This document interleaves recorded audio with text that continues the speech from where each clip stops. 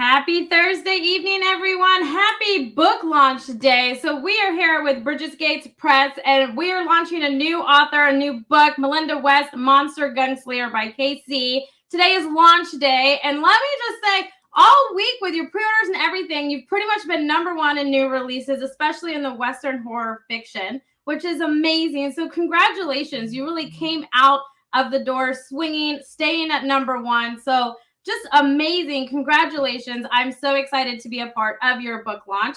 With all that being said, I'm going to kick it on over to your publishers, Heather and Steve, and I'm going to let them take it away. Hi guys. I thought we'd start by everybody just introducing themselves. And Casey, I want you to go first. Make sure you guys plug what you're working on and what's just come out all the time. Sounds good. Thank you, Heather. I'm Casey Griffin. I'm the author of Melinda West, Monster Gunslinger, which just came out today. I'm a Southern California author. I write short stories, horror, sci-fi, Weird West, dark fantasy. I've been published in anthologies and magazines internationally, but this is my first book. So I'm super excited to be here and to have all of you here. So thank you. Tammy, you want to go next? Writer. I currently have three different series going, or three different series out. One's a military science fiction series called Spectres Arise. The second is a dark fantasy, epic fantasy series called The Shackled Verities. And now I'm writing in Weird West. This Weird West series I'm doing is called Otherworld Outlaws, and it's 3 books deep right now, and I have probably do about 6 in it. I'm working on the 4th book right now, but you never know how long these things can go. So yeah, that's me.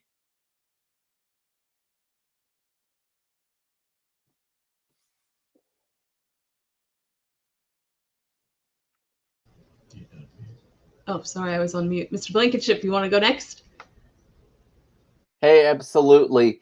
I'm B.L. Blankenship. I've been writing fiction since 2020. I have a series called God Walks the Dark Hills. Books 1 through 4 are out right now. Book 5 and 6, a dual novel, will be out this winter. I also have Look Away Dixieland. I've got an anthology that came out, last year. I've got an anthology that's coming out this year. I have a Victorian Confederate sci-fi series called Abraham Lincoln Burns in Hell, which is about John Wilkes Booth traveling interdimensionally to assassinate different tyrannical variants of Abraham Lincoln, because somebody had to write it. All kinds of stuff like that. Just a couple days ago, Josie Wells Rides Again came out on my son's birthday. It's already sold a few. I'm doing okay. In the U.S., Europe, a lot of stuff like that. I don't have any of Asia or South America. I sell everywhere but there. It seems like I would be thrilled to sell there. But it's going pretty good. I predominantly write Western horror, but some of it is sci-fi. And the most recent one, the Josie Wells one, is more like a traditional late Western. I really wanted to honor the chronology of the 2 books, 2 movies before that, whole lot to that. But I'm thrilled to be here, and I love Casey's book. All right, Zach, you next. All right. Hi, everyone. I'm Zach Rosenberg. Thrilled to be here. I'm a Florida living horror writer, and I know the jokes write themselves on that one. But I write horror, fantasy, science fiction, lots of different, and that is an adorable cat over there. I write, I kind of started the submission game last year. I've been published in a few anthologies. I have a good number coming up in Fiends in the Furrows 3. I'm going to Dark Matter Magazine, The Deadlands, and my first novella is coming out with Bridget's Gate, and that is going to be a Jewish Western horror novella called Hunger's as Old as This Land, with an incredible cover from Keelan Patrick Burke, and I am super excited for it. And I am just thinking, and I've been getting great feedback so far from reviewers and authors, and it's looking pretty awesome. So I'm really excited for the world to experience that. And I've also got my other books coming out, a Jewish pirate horror set for November called The Devil and the Deep Blue Sea, and my Jewish detective horror coming out from Off Limits Press in probably the end of this summer, called The Long Shalom. So, as you can tell, I love writing Jewish horror and Jewish fiction and fantasy and sci-fi, and Casey's book is absolutely phenomenal, and I have a review up there for it at Horror DNA, and I'm really excited for everyone to check it out.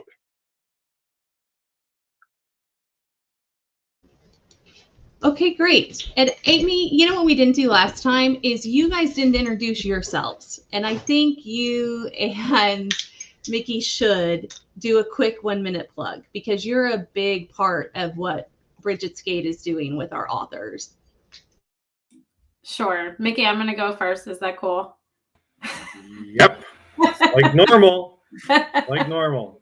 Okay, so I own Abundantly Social. It's a social media, digital marketing, book marketing company that offers all kinds of services. We help create, try to help create Amazon bestsellers for authors, do marketing, and help authors get the exposure that they deserve. Because without authors, our world would be kind of boring. I mean, movies would be boring. Just life would be boring. We wouldn't be able to escape reality and get all the jumps and everything like that. Horror is what I love to read, and I like, I don't know, the more psychological twists and turns and manipulation going on, I'm there for it. And gorier the better in my sense. But that's what we do, and we've been so excited to host your guys' Bridget Gates Press book launches and celebrate with you guys and get to know all of you guys and your amazing works and just to be a part of it. So, Mickey, it's your turn. How do I follow that? My name is Mickey Mickelson. I'm a Canadian publicist who owns Creative Edge Publicity. We focus traditional media aspects, podcast, book reviews, library presentations, print, TV, all of that. We represent over 110 authors worldwide, 3 New York Times bestsellers, 7 USA Today bestsellers, multiple award winners in both the India traditional markets. Like Amy, I'm a huge, huge fan of the horror genre.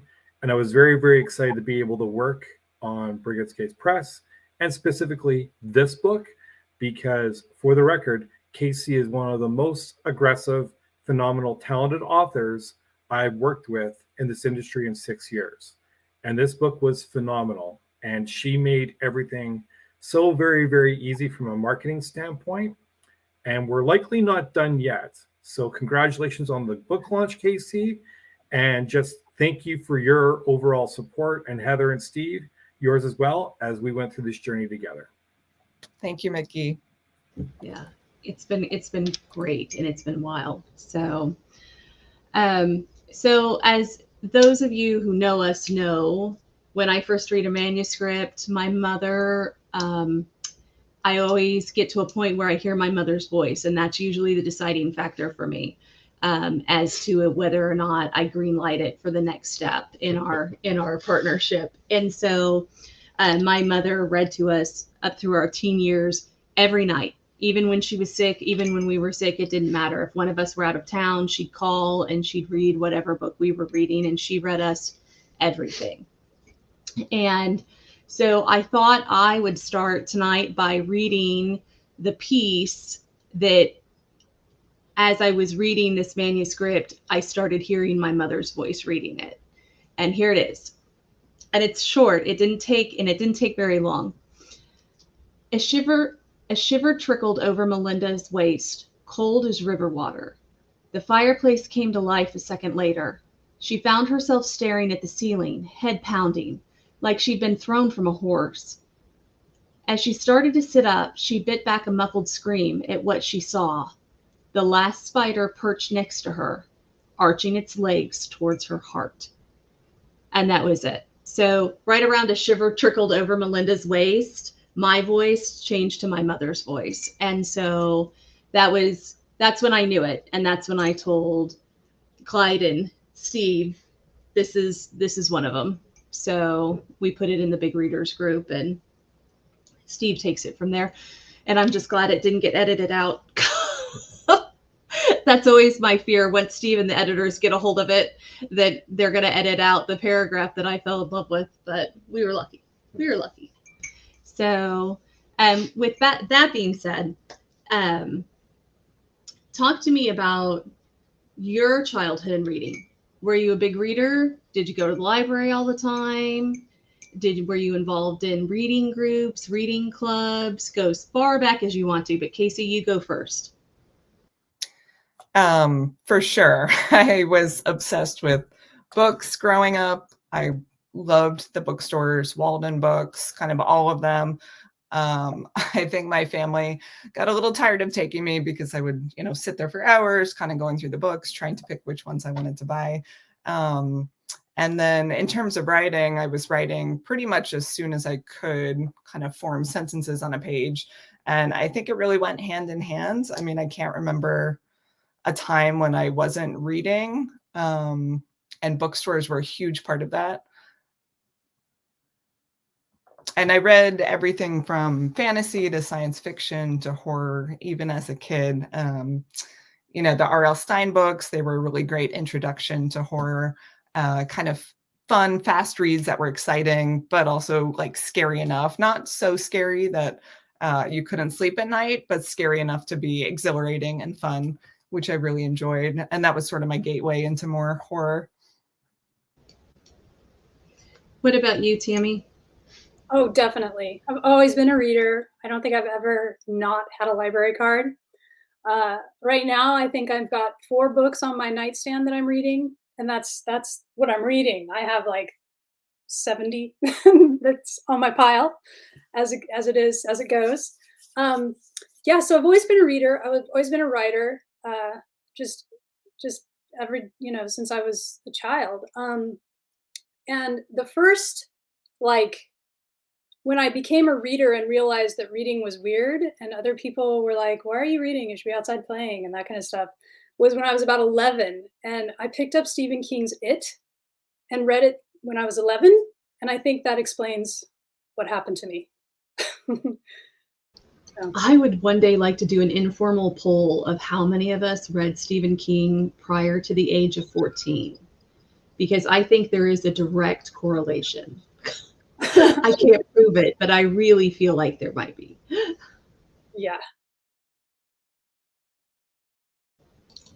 BL, what about you? Wow. So when I was in the 3rd grade, I would read William Shakespeare, and I absolutely loved it.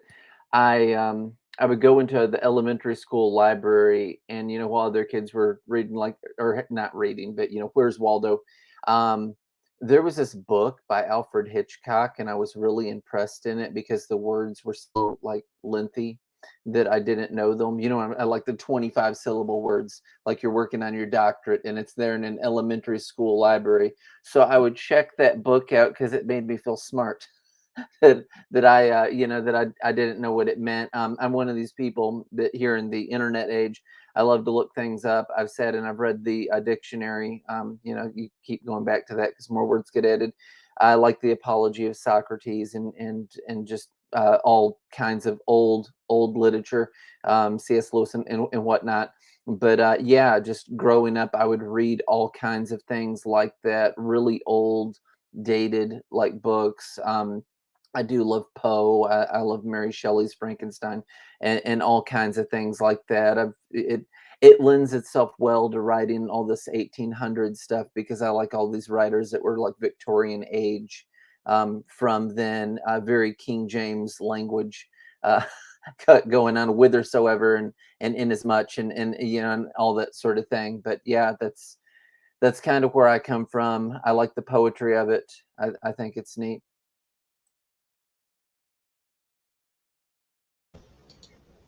Zach, how about you? Well, I have been a reader since I could be, honestly. I absolutely love it. My mother and my mother used to read to me when I was little. Started off with, some kids books. And honestly, when I was just a kid, I really got into the Goosebumps series, R.L. Stine, Christopher Pike, and all the various spin-offs / rip-offs from that. And I started reading more of those. And I would just park myself in a library or a bookstore and just read as much as I can. And from there, I went on to all kinds of science fiction, fantasy. I think the Redwall series by Brian Jakes was pretty formative for me for fantasy, Lord of the Rings. And from there, I just really kind of branched out. Like I began reading more and more. Got into like a bunch of different stuff, high fantasy, A Song of Ice and Fire when I was in high school, and always there was a lot of different horror stuff. And I got into Stephen King, and from there just branched off and just really got into the indie horror scene a few years ago, and just really never looked back. And I decided, hey, I should start writing my own. So, and here I am. Yeah, definitely. So I think Steve was a reader as a child, a voracious reader. My favorite story from Steve's family is if he ever got in trouble, they grounded him from reading because it was the only thing he cared about. And then his grandmother would sneak books into him when he was grounded because she didn't think you should ever stop a child from reading. Yeah. Yeah. So. But yeah, like all of you, I grew up reading all the time. I read a lot of things, probably every genre I could think of. My grandfather, for one, had a bunch of Louis L'Amour books. Oh yeah. So I read almost all of his novels up through the 70s. I read some Stephen King too, and for me, the first one I read was Night Shift, his first collection of short stories. Mm-hmm. And I don't know if y'all have read it, but the story in there, The Boogeyman, stuck with me really good. Just the images in there, and I was afraid of closets for a long time after reading that story. Yeah. See, a lot of fantasy. I grew. One of the first books I remember reading was The Hobbit, and I fell in love with Tolkien's writing after that. Lord of the Rings. I'm going to interrupt you to tell y'all that my mom does a mean voice for Gollum. Yes. I mean, it'll make your skin crawl. I wish one day we could get her on a podcast to do it. I mean, it creeps me out still, and I'm 50. Yeah. And I know y'all mentioned R.L. Stine, and he, I think, came out a little bit later than I was an adult by the time those came out. But what I remember a lot of when I was young in the libraries, they had these anthologies. This editor who was big back then, her name was Helen Hoke, and she put out a ton of anthologies, and they would have names like ghouls, goblins, and Ghosts, whatever, monsters, ghost. It would always be 3 words in the title. And she collected like really old stories from like Ambrose Bierce, Bram Stoker, his short stories, and older Cavendish, stuff, all the way up to modern. And so I loved all kinds of different periods of writing. And horror and fantasy were probably my 2 favorites, and then science fiction. So that's it for me. Yeah, I grew up in the library or bookstore. Yeah. And my parents are big readers, though they read very different books. And my stepmother is a big reader. Like I would say between both of my grandmothers and all 3 of my parents, we were always at a library or a bookstore, depending on who you were with, regularly. And we grew up, my mother read everything to us. I'm actually dyslexic. And so I didn't read a lot as a kid because it was a big struggle, but my parents read everything to me. Like they were determined that books would be a huge part of our lives, regardless of dyslexia. And so, and I got a lot of early intervention, I think because of it, because that wasn't really cool in the 70s. But my parents were like, listen, we're book people. She has to be a book people. So, but yeah, we read everything. And I think probably my favorite from my childhood, besides the fairy tales, because boy, my mom can read a wicked fairy tale. And we'd never read the Disney stories. We had a grandmother that would take us to see the movies, but my mom pulled no punches when we were kids. So Bluebeard and Snow Queen in the original version, the oldest version she could find. But probably my favorites were The Hobbit, though I had to sleep with the light on for months because of Gollum. Yeah. And Mary Shelley's Frankenstein, hands down. A note on that: when the Lord of the Rings movies came out, when we're watching them on TV, I actually had to mute it when Yeah. Gollum would be in When there. Gollum would talk, because I started having nightmares. I started having childhood trauma flashbacks, so we had to mute. So, but yeah, it's funny because some people are like, well, how much horror do you read? And really, you guys, I'm going to tell an unpopular story. So Stephen King's It, I was 12, and I've actually never finished it. But I can't, like, I've blocked out even the part of the book, but it's somewhere around the halfway point. I quit reading it. I took my bed off of my bed frame and took my bed frame apart and put it in the hall. I covered my mirror with blankets.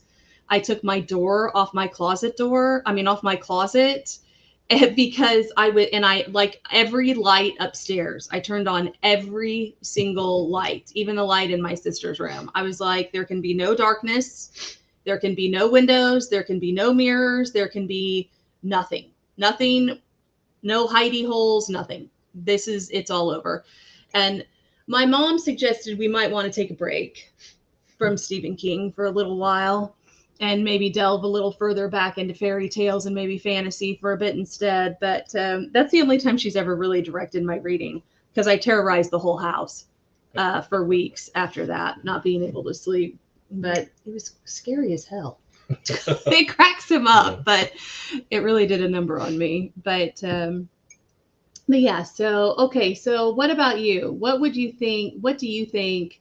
It's hard to pick a favorite book, but when you were growing up, somewhere before the age of 14, what would you say would probably be in your top 5 favorite books, or the books that really influenced you the most and made you want to read more or do something or write? Casey, we get to start with you since you're the author. It's a good question. It's always really hard to pick one, obviously. But I think in high school, there were so many interesting books that captured my attention. But I distinctly remember, in particular, the first time I discovered cyberpunk, the genre of books. And it kind of blew my mind, because before then I had been reading kind of classic sci-fi, more literary stuff. And then I was in a bookstore, I can't remember which one, and there was a browser there, and they're like, hey, you should really check out this author, William Gibson. He writes this style called cyberpunk. And I read it and my mind was blown. It was just such a different style than I was used to reading. It was very kind of raw and gritty. And it took sci-fi in this like futuristic kind of dark and gritty place that was really engaging, but also very poetic. And I would say I read a bunch of his books, and it really inspired me to try to get my writing to the next level and write more sci-fi, especially dark sci-fi and horror sci-fi.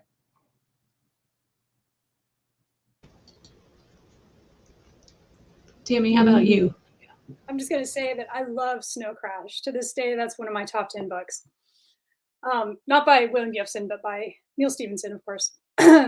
So my 2 early favorite books, which I couldn't pick one over the other because they're totally different, would be Stephen King's The Stand, which is just exemplary.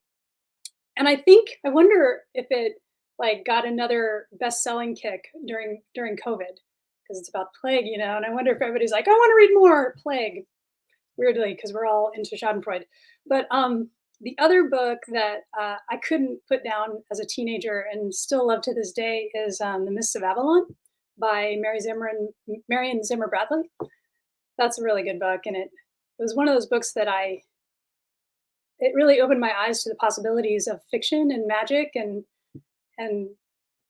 history, even in a way. So yeah, those 2.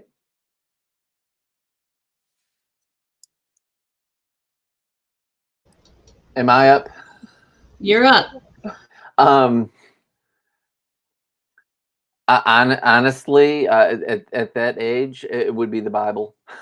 So I was a kid, and I was in church, and like raised in it, like teething on the pew.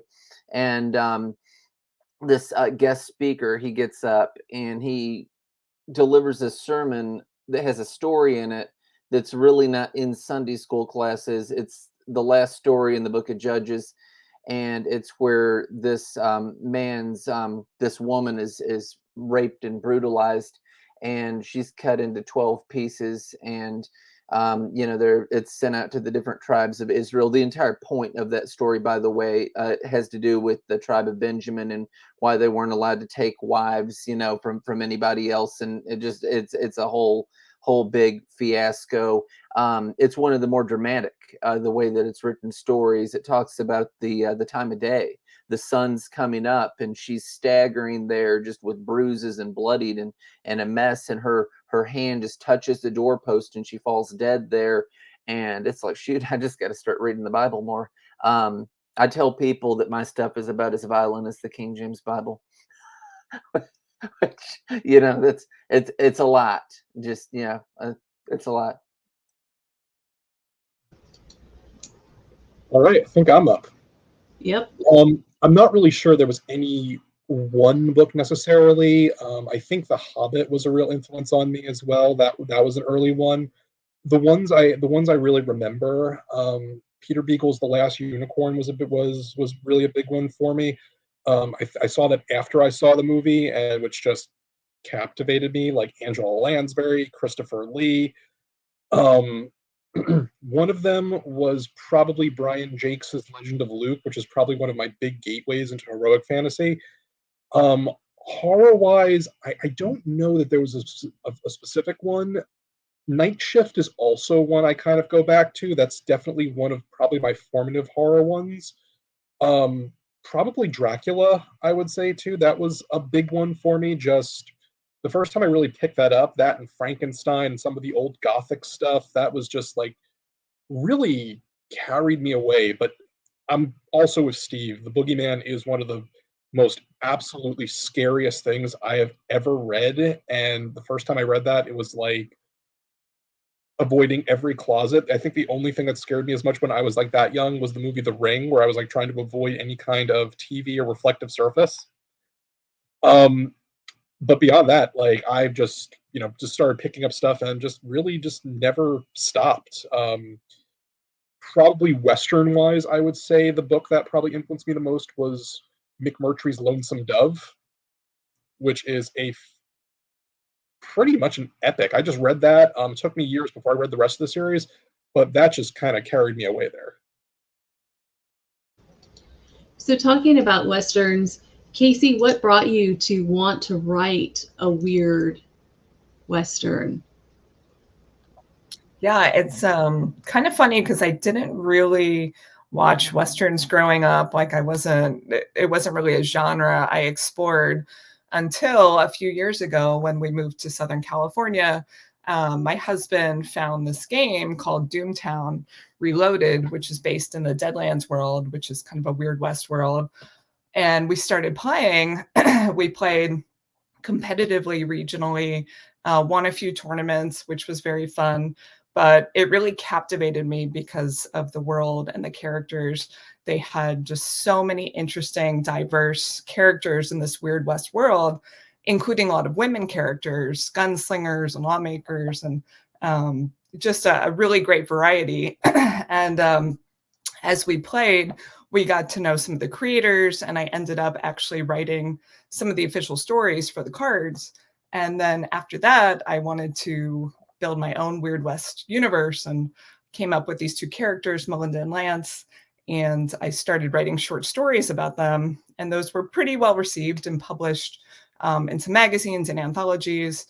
And people seemed to really like those characters. So I thought, let me try a novel and just send them on a really kind of epic adventure. And that's how I got there. And Tammy, what led you into writing Western? What led you to the genre?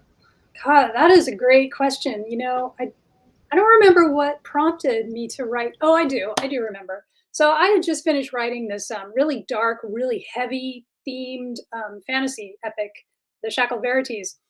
And that's all third person. And the series I wrote before that was in first person, and I missed first person. And I missed it, I think, because writing in it, it's easier to be flippant in first person, or at least for me. And so I had this really heavy, dark series that took me about 5 years to write. I was like, ugh, I need something lighthearted. So unlike I think all of my esteemed colleagues, my book isn't quite horror. It's a little bit more fantasy light. So I wanted to write something lighter. I wanted to write something in first person. I've always been a fan of Western stuff. I kind of come from a cowboy family. And even though I'll fall off a horse if you put me even close to one. Um, and I wanted to write something that had Morgan in it, or Morgan Le Fay from the Camelot series, because I've been just kind of like intrigued by that person my whole life. Like I mentioned, I love The Mists of Avalon, and it's all about that person.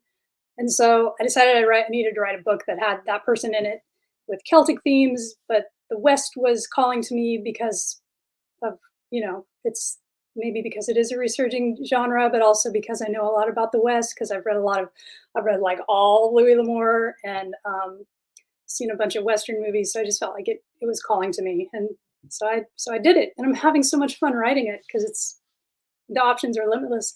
And I love how you can sort of interweave Weird West with steampunk, and those two things go together really well. And what about you, BL? What drew you to West? I've always loved it. I've always loved Westerns. I've always loved that time period. A lot of my things happen in and around the American Civil War, which, so that's the 1860s, and you've got the Old West. The most I really feel like it can go out, but you've got to be in a really rural place, is like the 1930s, because typically it kind of ends at 1900. Something like that. Also, to comment on what you said earlier, Stephen King's It freaked me out. My mom's like, "Hey kids, let's watch a movie," and I would pull the bathtub drain out and just like take a flying leap out of the tub. And also, and I can, but for your benefit, I think that I won't. I can do like a perfect Gollum. I studied him at the end of that movie. The second one, you don't want me to do it, do you? Okay. Yeah, I absolutely won't do it. But I watched that scene and I kept rewinding it and kept rewinding it and kept rewinding it. And I'll say it in my normal voice. We could let her do it, the spider. But yeah, that whole thing where he's arguing with himself at the end of that. And that's where I got my Gollum voice down, because it's like, it's not quite on, rewind again. It's not quite on, rewind again, and got all into that. But no, I loved his character. He makes the movie, and he's the whole reason that they destroy the ring. But it's neat. But yeah, I've always loved the whole Western genre, and I like the emotional aspect of horror. I feel like even when a Western isn't horror, it has a horrific element in it because it was a violent time. You've always got gun violence and some kind of threat of violence. Marty McFly, Back to the Future isn't horror. He goes to the West, he insults a guy, and he gets a rope thrown around his neck and drug, and they're gonna lynch him out in the town. That you can't really do that now. Down where I work, some people robbed a bank. They've got cameras, like seriously, in Alcoa, Tennessee. They've got cameras everywhere. It's crazy. Your cell phone is a tracking device. But in that time period, it was nuts. It was very wild and savage and crazy, and people doing all kinds of things that they by no means could get away with doing today. So I think that, writing Westerns for me kind of came around from watching Westerns, and I was never really a huge fan of like the John Wayne variety of Western. There was always something kind of missing there for me. Like, I heard like so much about The Searchers. I watched it. I ended up like not liking it as much as I thought I should.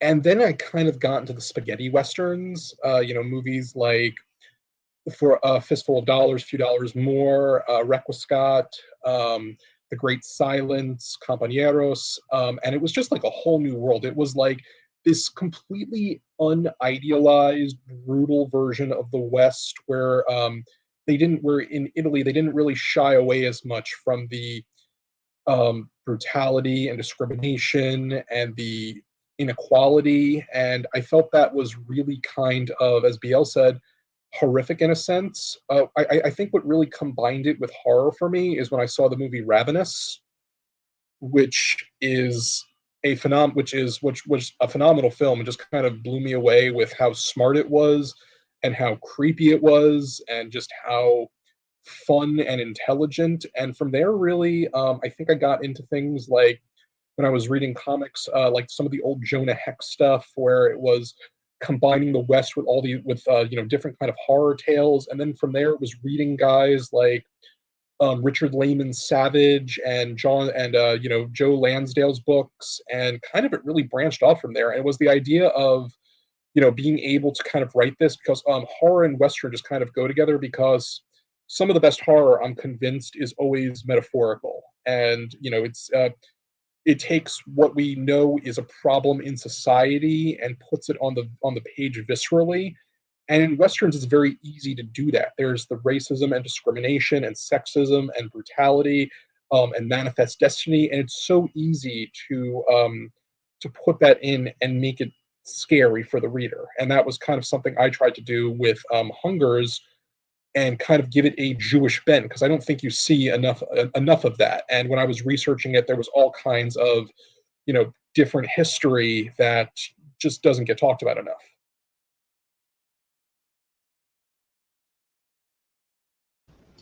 I would agree with that, Zach. When I read Hungers when it was a short story, I remember you and I talked, and I was surprised that there were towns that were predominantly Jewish out west. Like they had just picked up family groups and gone and settled a space. And I had no idea. And I've lived in Kansas most of my life. I mean, between Kansas and Colorado, it's a little embarrassing not to know that, but here we are. So I thought that was interesting. And, I will be honest with you guys, I was never a fan of Westerns. Like my grandfather and my great-grandfather, huge Western fans. Read Westerns, watch Westerns. I called it the Sunday morning boring time because we weren't allowed to watch any kids shows, because that was when great-grandpa came over and we ate brunch together, and then they watched Westerns until they fell asleep in their chairs. Yeah, so I've actually had to go downstairs whenever I wanted to watch. Yeah, I was The like, Good, no. the Bad, and the Ugly, one of my favorite movies. But whenever I watch it, I had to go downstairs. I couldn't have her in the same room. Yeah, I don't want it. I don't want it. But Steve's always really liked Westerns. And when we had the opportunity to pick up an anthology that had lost its publisher, it was Weird Western. And I told Steve, I was like, oh, does that mean I have to read on the whole? Yep. And he goes, yeah, but it's not like you think it is. You've never given Westerns a fair shake. You don't know what you're missing. And that's when I did fall in love with them. You remember? And it was Spatterplunk. And I was like, oh gosh, so bloody gory Western? Like this is, I don't know if I can do it. Yeah. But I did. And that's kind of what, I mean. Yeah. Yeah.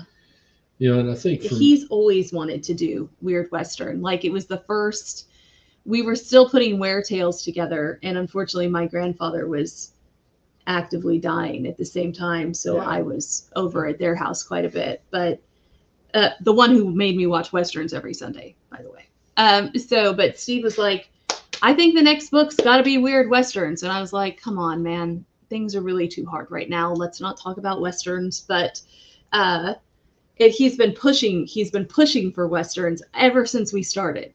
He's like, I'm telling you, horror Westerns.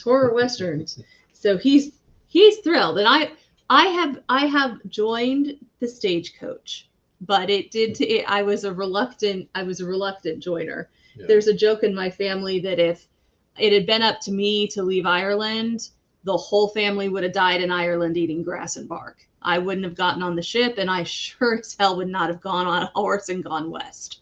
Like we would have died where we stood. So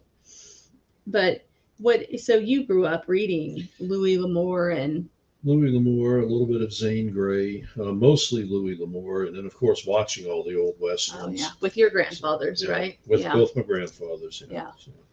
I think for me, one of the things I really love about that genre is it's so perfect for a lot of different genres, fantasy, sci-fi, Right. Horror, because you have all these towns, but it's still mostly a lawless area. So anything can happen. It lends itself to horror because who knows what's out in the hills? Who knows what? And romance. What was the movie? Steve tricked me into watching a Western at one point because he goes, Heather, it's really a romance. He's like, it's really about relationship dynamics and relationships. It's just set in the Old West. Do you remember what it was? No. It was not a romance, by the way. There was a love interest in it, but it was not a romance. I can't remember what it was now. No, I don't know. What I don't know, So, but it was a lie, is what it was. Yeah. But yeah. Yeah, no, I think it's just a great genre. It has so much possibility for, like I said, for fantasy, for science fiction, steampunk, For mashup. horror, for mashups. I'd like to see it explored more. I hope more and more writers get into it. I really love that You genre. heard it here first, writers. All right. But yeah, I mean, I think the thing that I have come to love about it is how easy it can mash up with any other genre. Yeah. And if you guys know us, you know I love a mashup. I mean, I'll read a straight anything. Straight fantasy, sure, read it. Straight horror, sure, read it. But boy, if you can mash up 2 to 3 genres and give it a spin, I'm there for it every time. And I know we were warned against doing it by several people we respect who was like, mashups are hard to sell. They're hard to get reviewers. They're hard to get placed on shelf because people don't know how to assign it and how to sell it and how to promote it. And I was like, well, we'll have to hire publicists because I don't either. Right. But it's what I love to read. And that's, it's sometimes hard to find, I think, because of that reason. And sometimes you find mashups accidentally because a bookstore has to choose, a library has to choose where to put it. And so it's not like you can be like, hey, here's our mashup section. Are you looking for a mix of this and this? Find it here on this shelf. Right. But boy, wouldn't that be a fabulous bookstore. But Yeah. but yeah, so I love a good mashup. And I think Westerns and historical fiction really Right. allow for good mashup. Like you can add anything to it. Mhm. So Casey, I consider your book a mashup.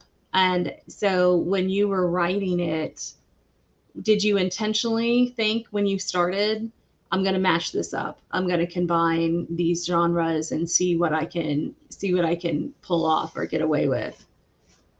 Yeah, to some degree. When I started writing, I considered myself more of a sci-fi fantasy writer.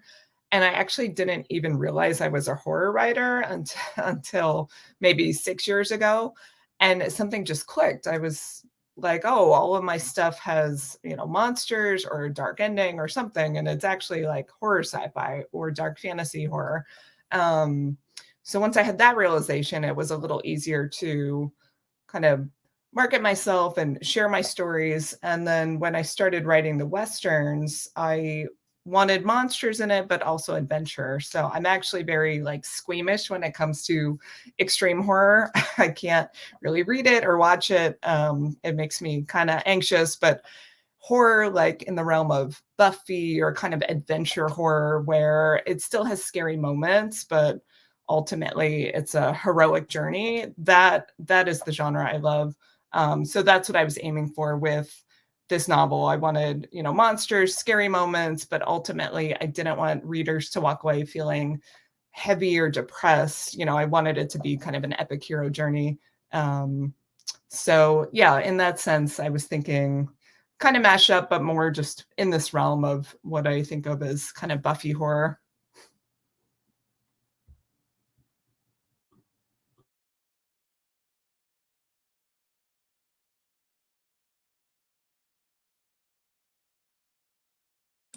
You're muted.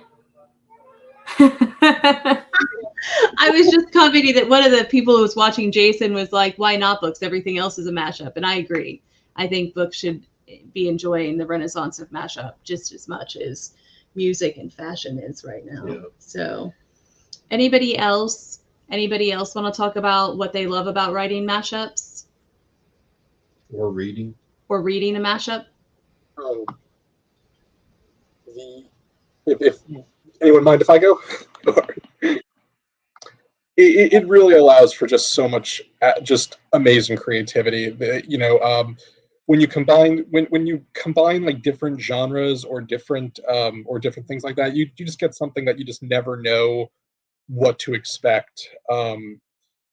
For instance, I remember I read one of my favorite books now is Christopher Buehlman's Between Two Fires, which is a historical fiction, medieval history meets horror religious fiction. It is just a mind-blowingly epic, terrifying, fantastic novel, and it was like apparently obscure for so many years.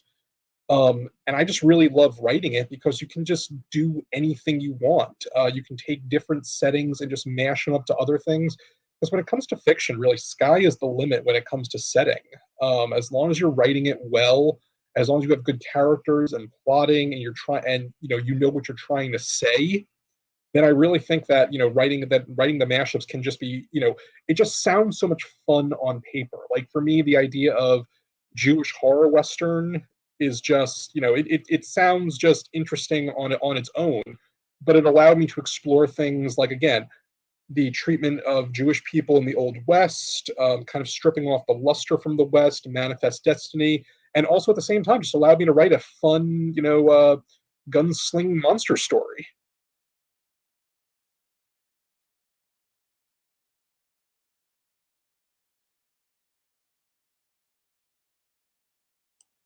You want me to go? I like mashups. I like the whole thing about them. When I would sit down and write any one of my comprehensive books, and I interweave everything, and most of them, Casey, are extremely like overwhelmingly green inferno, I spit on your grave violence. Josie Wells Rides Again is not, it's totally PG. But when I write those, I think about different things that are public domain that I can pull in, and then I create some of my own stuff, but I try to interrelate like things that had happened on certain dates and real stuff and all that sort of thing. I've listened to a lot of interviews about books and whatnot, and people seem to like coming of age. The Josie Wells thing that I have, the main character that encounters Josie Wells, by the way, that's a bit of a spoiler. It's not following him through his own eyes, but someone else's journey. He's a young boy, and so there's this man that's like a relic that everybody thinks, hey, he's dead. The general synopsis, I don't care to say, the general synopsis for the book is it's kind of a don't breathe sort of thing. These young punk kids think, hey, we're going to rob this old man, and they pick the wrong old man because he's like the baddest man on the planet. He's Josie Wells, but he's like a relic from the past. They think that all of that's like dead and gone. So it takes place in 1901 predominantly. And, you're shifting from one era to another. So it's like, the Old West isn't around anymore, even though it was. There were still people that were around from that time, Annie Oakley and a lot of different people. So, I think that there's things like that are neat. I think that it's cool to have adventure and to have kind of things like that go on because it can flush out your characters better, and it just broadens your whole world and the palette.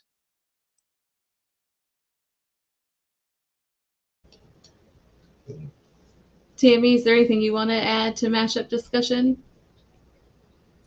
I can add that I agree with everybody. It's super fun to write just because there's no limit, and you can do anything you want as long as you can think of it and make it mix well. So that's kind of it. Yeah. Okay, so right now, what are you reading right now? I'd like to know what everybody right now is reading. Casey, you go first. Yeah, what do you got on your book stand? I have like 10 different books I'm rotating through, but the one I'm reading at the moment is actually Enter the Darkness by Sarah Budd, which is also from Bridget's Gate Press. and it's very creepy. There's creepy caves and kidnappings and things happening. It's just that kind of under your skin creepiness that is fun, but I can't read it before bed. But I'm enjoying that one so far. I'm reading this series right now that is set in the time of William the Conqueror, and it's about a Welsh monk who is basically the Sherlock Holmes of Wales from back then. They're called the Cadfael series, and I'm sure I'm saying that wrong because I don't speak Welsh. But yeah, I'm reading that, and I just picked up Lindy West's book Shrill today, which was the set of essays that the TV show Shrill was written about. And it's fabulous because she's fabulous. And then I have like 3 others, but I'm very non-monogamous when I'm reading, so I'll just leave it at those 2.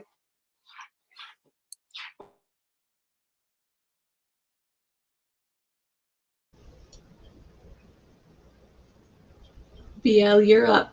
What do you got? What's on your nightstand right now? What are you reading? I was trying to fish it out here really quick. So what I've got going on right now is I have all of these books that I promised to get out by a certain amount of time. So I'm in the midst of both writing in a short story for an anthology that I'm greenlit for because I'm psychotic and I can't stand to be told no. I had somebody ask me at this one event, I'm not calling them out. I had somebody ask me at this one event, they're like, man, totally just send us anything that you've got. Well, there's like another person that has say in the group. And it's like, you know, I sent them something that it's like, yeah, we're going to do that. And he's like, no, we're not going to do that. And I just was like, I'm not going to send them anything again. But I've been told that I was greenlit and I'm putting out another anthology. So if not, then it'll just go in that. But I believe that I certainly am. I know these people. This is for Head Blown. It's for Texas AuthorCon. And so that's body horror, even though I keep all my stuff Western horror. So it's a really violent, nasty one. And then I've got another anthology that I'm writing a short story for after that will be way more clean. That I actually talked to a friend of mine, LB Stimson, on co-writing that. So anyway, while I'm at work doing graphic art all day long, I listen to audiobooks constantly. I absolutely love Audible, and I do put them all in Goodreads as to what I'm reading. So if you look at my Goodreads account, you'll see currently I am listening to one of the great courses series. This is included, by the way. There's a lot of cool stuff that's included. And it is called Wolves, Werewolves, and History and Popular Culture by Shannon Scott. So all kinds of things. I bounce back and forth. It's really cool, by the way. I bounce back and forth between like nonfiction and fiction and what have you. But the Great Courses series does have a lot of courses that legitimately are great courses. They're really interesting and cool. And if you start one that you think it's not, you can just delete it. It's not a big deal. But they do have a lot of them.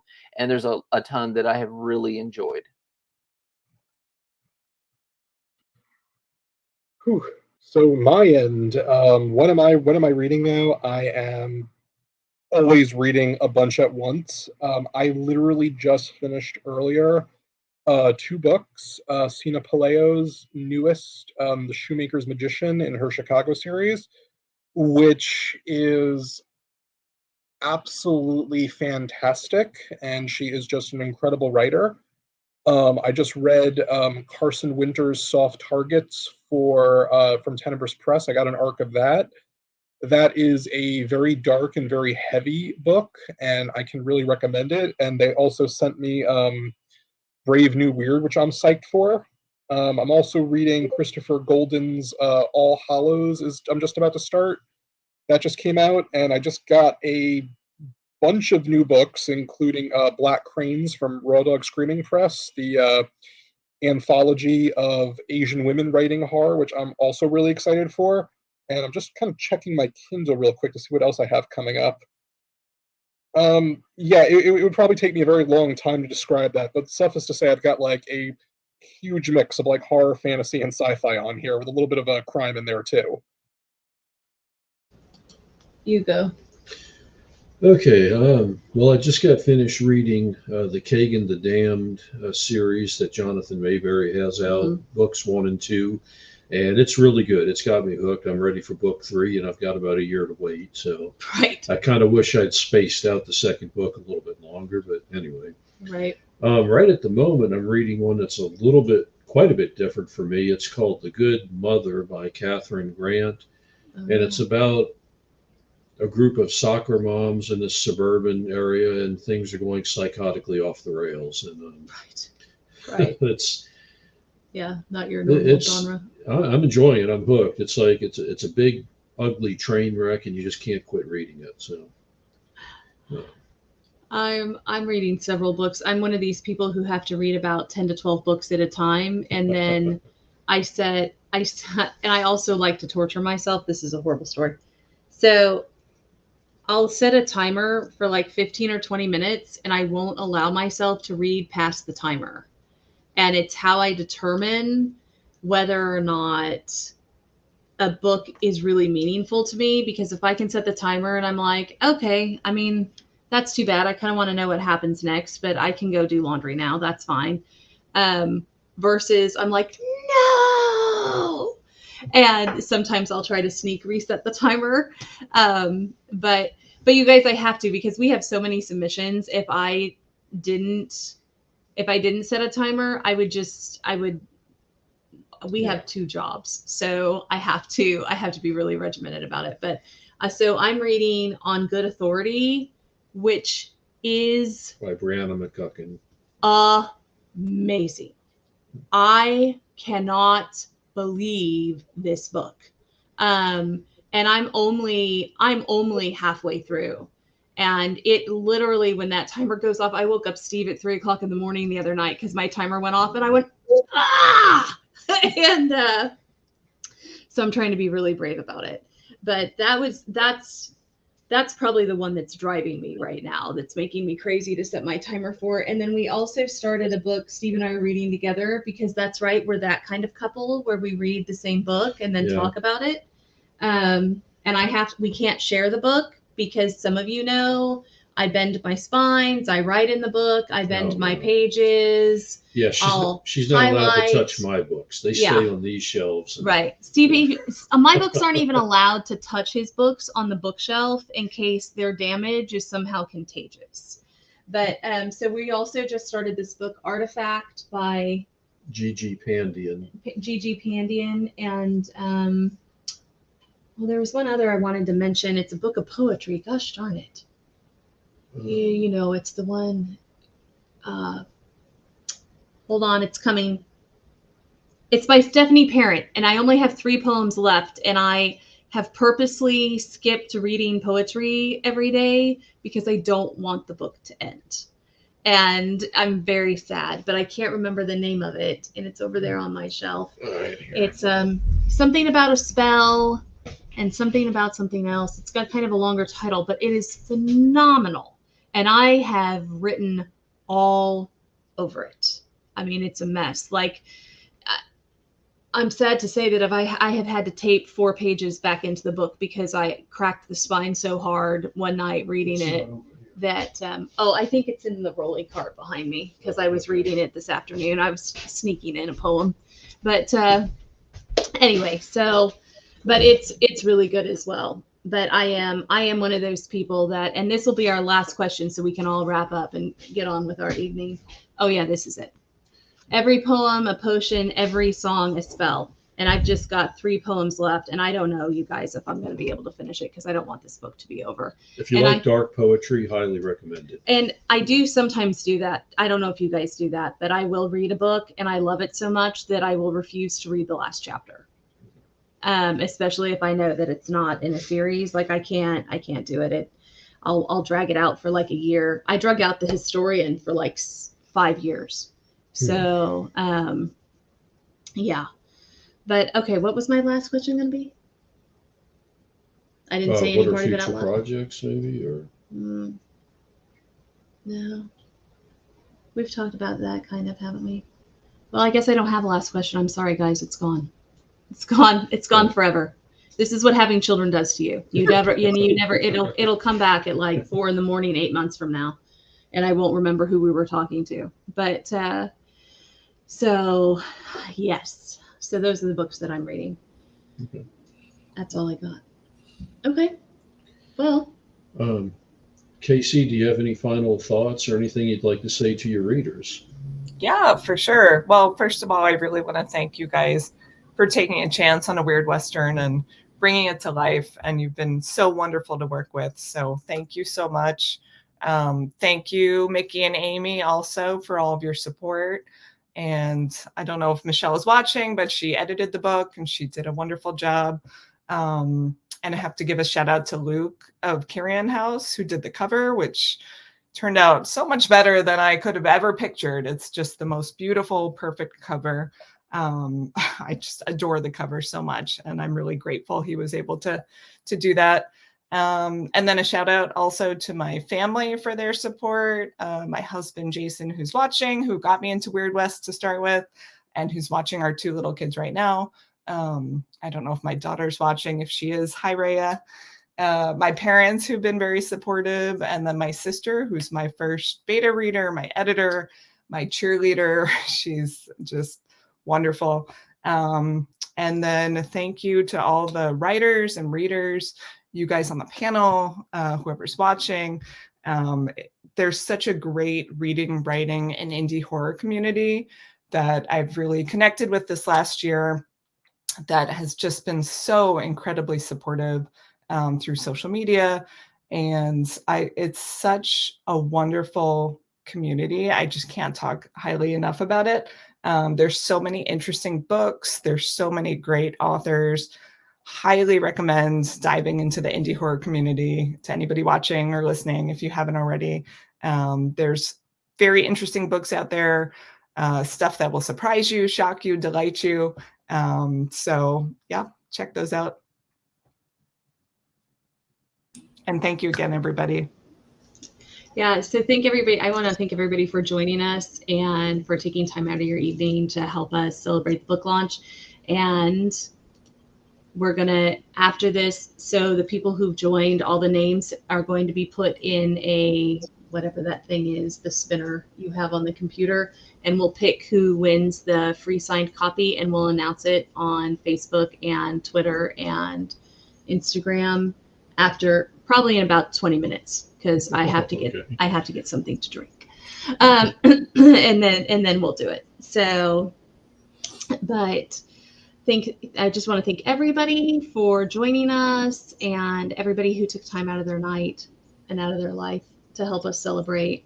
And it's been an incredible journey to bring this book to the light of day. Amen. Yeah. Amen. So thanks, guys, very much. Thank you. Bye, everybody.